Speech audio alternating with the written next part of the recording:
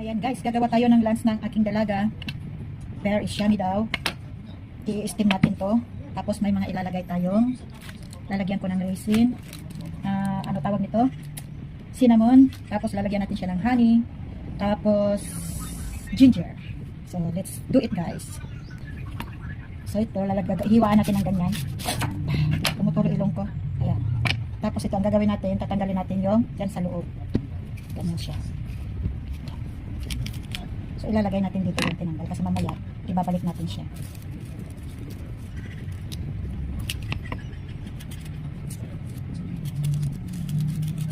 Tanggalin lang natin yung buto niya.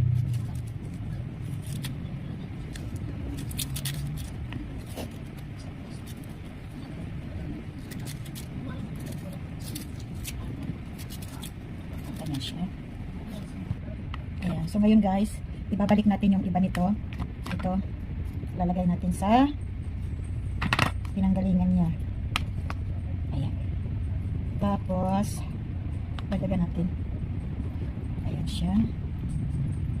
Tapos lalagyan natin siya ng ginger. Mga isang kutsaritang ginger ilalagay natin. Ayan. So, ayan siya. Oh. Tapos lalagyan natin siya guys ng raisin. Wala kaming sunflower seed, dapat lalagyan siya ng sunflower seed tapos red dates, kaso wala kami, so okay lang yan. So ngayon lalagyan natin siya ng honey ba to? Okay. 2 kutsaritang honey.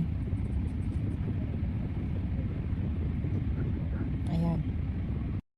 Ayan. So i-steam natin siya. Dito ko lang siya yan. Natin siya hanggang sa so ayan na siya guys, luto na yung in-steam kong peras, tapos yan, bali yan ang loob niyan. Ayan, yan yung lunch ngayon ng aking dalaga. So tatawagin na natin siya kasi hindi na siya masarap pag malamig na. Ayan.